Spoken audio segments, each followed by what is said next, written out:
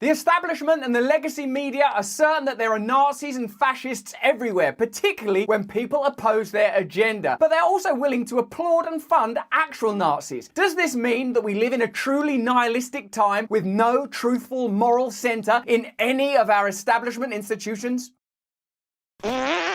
Hello there, you 6.6 million awakening wonders. Wherever you are watching, we are grateful to have your views. As you know now, we are primarily available over on Rumble. Join us there when you can. Surely you have noticed that terms like Nazi and fascist are used profligately to describe anyone who opposes the agenda of the establishment. And yet we find curious contradictions when we look at the funding of the ongoing war. We find peculiar anomalies when an actual Nazi is applauded in Canadian Parliament when Zelensky recently visited. Does this mean that terms like Nazi and fascist have lost their tethering, have lost their root, have lost their grounding because we live in a kind of nihilistic time where language is used in order to create narratives that are beneficial and to shut down opposition? Are we able to have honest, moral conversations about righteousness and justice anymore anyway? Who has true moral authority? Who do we look to now to determine what is right, what is wrong, what is just and unjust? A few examples of this from recent times, of course, are the profligate and sometimes casual use of terms like Nazi and fascist, with establishment politicians willing to label their opponents as fascists and Nazis simply as a means to shut them down. Let's have a look at those terms now, because if you fund actual explicit Nazis in the ongoing war, that's not to say that the Ukrainian cause is not just, or that Ukrainians are more broadly Nazi. Of course it isn't. It's just a reference to the actual Nazi battalion that are funded as a result of this war and the complexities of this war. And let's have a look at this extraordinary incident where a real-life, genuine, actual swastika-wearing Nazi was applauded on the eve of Yom Kippur, and ask, where is moral authority now? And how are we all suffering as a result of the loss of this genuine moral center? I remember as a young student, trying to figure out, how did people get basically drawn in by Hitler? How did that happen? And I'd watch newsreels and I'd see this guy standing up there ranting and raving and people shouting and raising their arms. I thought, what's happened to these people? Why did they believe that? Well, some of them are in Canada, being applauded in Parliament. You saw the rally in Ohio the other night. Trump is there ranting and raving for more than an hour, and you have these rows of young men with their arms raised. I thought, what is going on? Okay, so there's an obvious attempt to equate supporters of Trump with Nazis, a literal, apparent and observable attempt to do just that. Now put aside your own preferences for a moment and think about what the meaning of Nazism is in a contemporary context. Does it mean fascism? Does it mean genocidal policies? Does it mean racism? Certainly any Nazi worthy of the term would have to be racist and genocidal, I would say, as a bare minimum. How is it that this term continues to be used, and what is the function of this term? Is it simply to shut down conversation? Is it to delegitimize opposition? Because if the term Nazi can be applied indiscriminately, or at least conveniently, don't we have to look at Nazis that are declared explicit and obvious, and inconvenient Nazis that might be funded by the very establishment that are attempting to use that term to shut down conversation? So there is a real pressure, and I think it is fair to say we're in a struggle between democracy and autocracy. Now, of course, Hillary Clinton stands for a particular type of neoliberalist politics that ultimately supports the same financial interests that were ultimately in charge during the Bush-Cheney era, and yet uses the rhetoric of progressivism when it's convenient. Another political figure that is aligned with those ideals, but also, I would argue, and let me know in the chat and the comments if you agree, quite oppressive when it comes to protest and free speech. Take, for example, the Canadian trucker movement, is Justin Trudeau. I suppose what we're proposing here is there is the rhetoric of liberalism and freedom, and yet the behaviour of authoritarianism. Certainly we are not accusing people that we disagree with ideologically of being Nazis, because that is the kind of simplistic, reductive discourse that we need to move beyond. What we're pointing out is there doesn't seem to be any moral centre in any of our establishment institutions, whether that's the media, the government, the corporate world or the judiciary, that allows us to freely trust their moral position. That's why you have people that support their opponents dismissed as Nazis and actual Nazis, as in this clip, applauded in Parliament. Not to mention the complexity that we referred to earlier, where the Azov battalion continue to be funded by your taxpayer dollars. So what is a Nazi really? A standing ovation for a Ukrainian veteran of the Second World War, who fought the Ukrainian independence against the Russians and continues to support the troops today, even at his age of 98.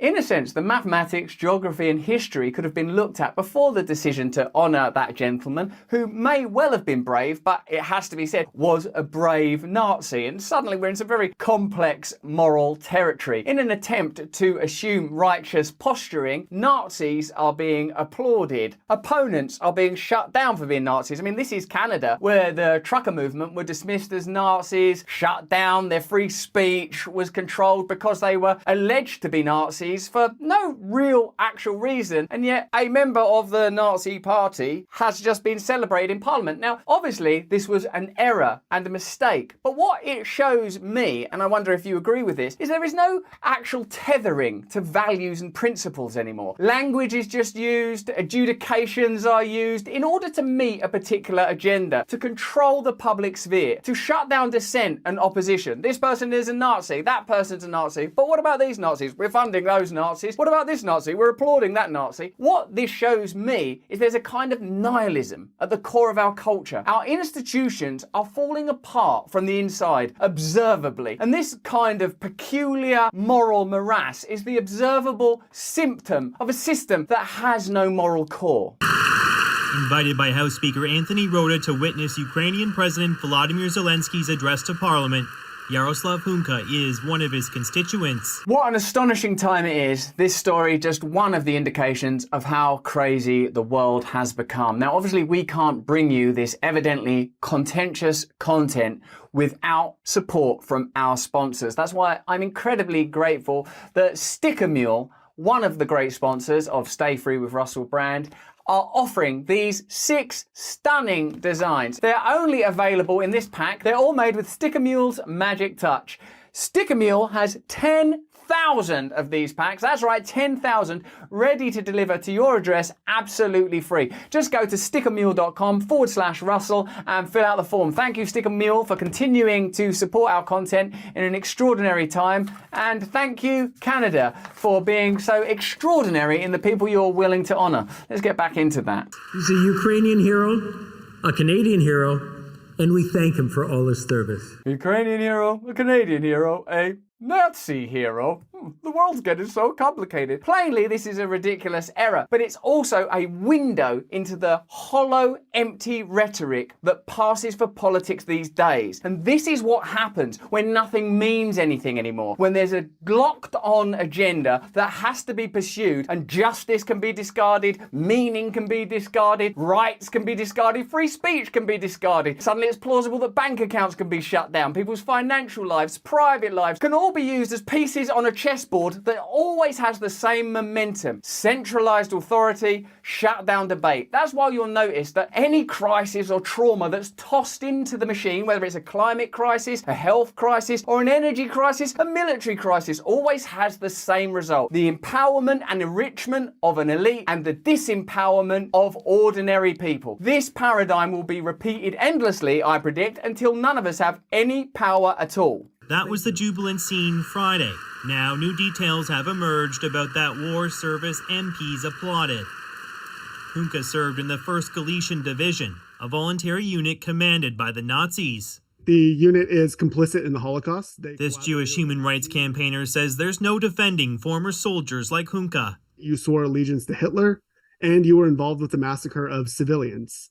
Rota has now apologized and says he regrets ever inviting him. In retrospect, I shouldn't have invited a Nazi on Yom Kippur. I'm afraid I was very drunk. It seems, I suppose, insensitive is a word. Does that word have any meaning anymore? Does anything mean anything anymore? I recognize an individual in the gallery. I have subsequently become aware of more information which causes me to regret my decision to do so, he says in a statement. I accept full responsibility for my actions. Still, the opposition is asking how this could happen. How it happens is no one has any regard for actual values. People care only for spectacle. Just the creation of a spectacle, the creation of some symbols, as long as it's generally moving in the direction of their agenda, they won't question the reality of it. That's how it happens, because there's no earthed connection to reality. This is the cultural space that's being created. This is the cultural space that's being controlled. The Prime Minister's office says it wasn't aware the Speaker had invited Hunka, saying in a statement, no advance notice was provided to the Prime Minister's office, nor the Ukrainian delegation, about the invitation or the recognition. And yet they applauded anyway, because they don't have any genuine values. They don't care for the actual truth. They just want to participate in a disempowering spectacle. Obviously, it's extremely upsetting that this happened.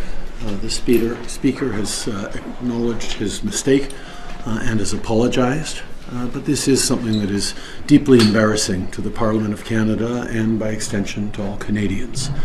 I think particularly of Jewish MPs and all members of the Jewish community across the country who are commemorating Yom Kippur today.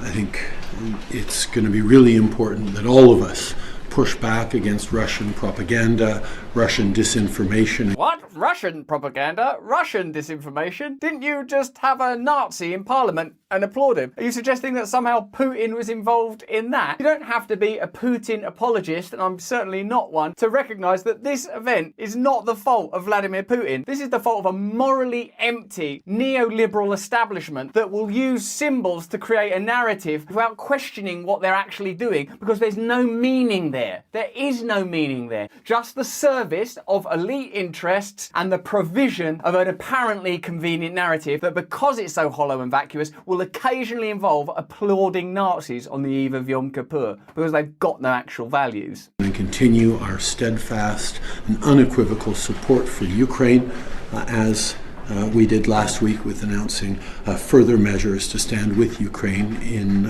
Russia's illegal war against it. Well, as long as the unequivocal support of Ukraine doesn't similarly involve the support of actual Nazis. And again, you don't have to not be supportive of Ukrainian people or sympathetic to their plight, or indeed pray for an end to this horrific and unnecessary war, to still be able to observe that there is a Nazi battalion being funded by your taxpayer dollars fighting within the Ukrainian army. There is a degree of complexity and nuance which is way beyond the ability of this current system to navigate. Liberals, socialists and other progressives often claim that conservatives are in bed with the far right and Nazis. This repulsive term is sometimes used to describe conservatives themselves. Well, that's just not going to work anymore. The political left can thank Canadian Prime Minister Justin Trudeau and the Liberals for this after they unwittingly honoured a Nazi in Parliament. How on earth did this happen? Anthony Rota, the Speaker of the House, recognised one of his constituents, 98-year-old Yaroslav Hunka, who was honoured during Ukrainian President Volodymyr Zelensky's September the 22nd visit. This is because politics is a spectacle now. They realised there's a Ukrainian veteran living in our constituency. Wouldn't it be fantastic to honour this Ukrainian veteran, because it will look good and it will feel good, but it won't mean anything except applauding, in this instance, a Nazi. And unless you want to get into the complexity of war, the nature of good and evil, Solzhenitsyn's term that the line between good and evil runs not between nations, continents, races or creeds, but through every human heart, then that looks like an error. And I don't see any willingness to look at Solzhenitsyn's writing work, because he's Russian. Rota depicted Hunka as a Ukrainian-Canadian war veteran from the Second World War who fought for Ukrainian independence against the Russians, and also called him a Ukrainian hero, a Canadian hero, and we all thank him for his service. I mean, that's actually a considerable lack of knowledge of the Second World War, where it's commonly understood that Russia, the United States, Britain and others were in alliance against the Nazis. Here's the problem. Hunka served in a unit which was renamed the 1st Ukrainian Division towards the end of the Second World War. That particular division is more well known under its previous names as either the SS Galicia Division or the 14th Waffen Grenadier SS Division. It was a voluntary unit that was under the command of Adolf Hitler and Nazi Germany and was accused of murdering innocent Jews and Poles. So it's sort of pretty frontline actual Nazism. This is not the kind of Nazism that is used linguistically to condemn opponents of neoliberalist vacuous politics. This is actual execution of innocent people on the basis of their national nationality or race. Hunka received a standing ovation in the House. It's on the record. It will always be available on YouTube and other video clips. There's no way for the Trudeau Liberals to ever escape it. Rota and his staff clearly had no idea there was a link between the 1st Ukrainian Division and the Nazis before inviting Hunka. Presumably, or they wouldn't have invited him because PR is their business, honesty and politics isn't. We're going to pause that here on this platform. To see it in its entirety, please click the link in the description and join us on Rumble. If you can become a member of our community, I'd be incredibly grateful to you. We need your support now more than ever. See you there. Stay free.